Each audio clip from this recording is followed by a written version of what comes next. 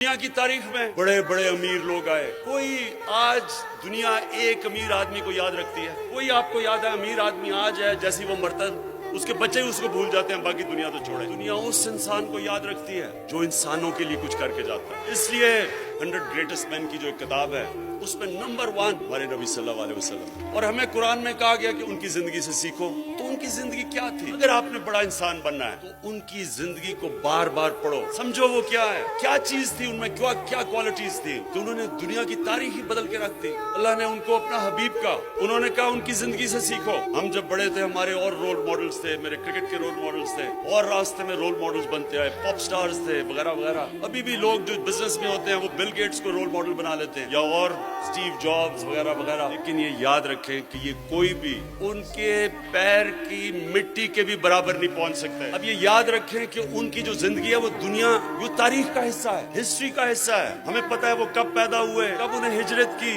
کب اس دنیا سے پردہ کیا، ایک ایک ڈیٹ پتا ہے ہمیں. اب میں آپ کو ان ڈیٹ سے بتا رہا ہوں. میں کیوں کہتا ہوں کہ کوئی ان کا مقابلہ نہیں کر سکتا. 625 میں جنگ بدر ہوتی ہے، مسلمان صرف 313 لڑنے والے، ان میں سے سب کے پاس تلواریں بھی نہیں تھی. اور 636 11 سال کے بعد وہی مدینہ کے ریاست کے مسلمان جو اس وقت کی سپر پاور تھی رومن ایمپائر، صرف 11 سال کے بعد بدر کے جدھر صرف 313 لڑنے والے تھے. رومن ایمپائر کی جو بیزنٹائن ایمپائر کی جو صدر لیجن تھی وہ 1,00,000 فوجی تھے اور لیٹسٹ ہتھیار تھے ان کے. تو 11 سال کے بعد یارموک کی جنگ میں وہ گھٹنے ٹیک دیتے مسلمانوں کے سامنے. یہ کوئی گریک میتھولوجی نہیں ہے، یہ تاریخ ہے. اور 638 اس کے 2 سال کے بعد جو دوسری سپر پاور تھی پرشین ایمپائر، وہ قدسیہ کی جنگ میں ان کے سامنے گھٹنے ٹیک دیتے. تو 13 سالوں میں جنگ بدر کے 13 سالوں کے بعد دنیا کی سب سے عظیم قوم بن جاتی ہے. کیا کیا تھا؟ کبھی کوئی آپ نے کہیں ایسی چیز سنی ہے کہ کوئی اتنا ایسا انقلاب آیا ہو؟ اور پھر وہ سویلائزیشن اگلے 700 سال تک سب سے بڑے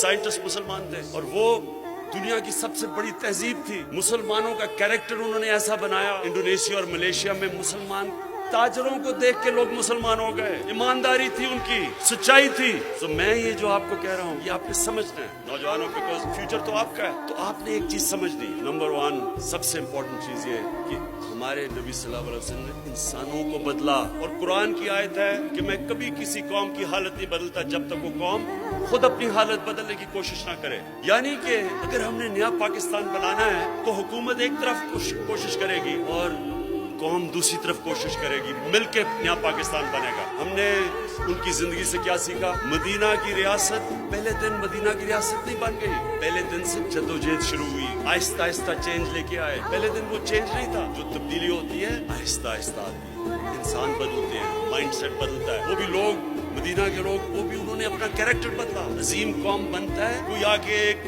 سوئچ آن نہیں ہو جاتا کہ ایک دم تبدیلی آ جاتی ہے. ذہنوں میں پہلے تبدیلی آتی ہے، پھر زمین پہ تبدیلی آتی ہے.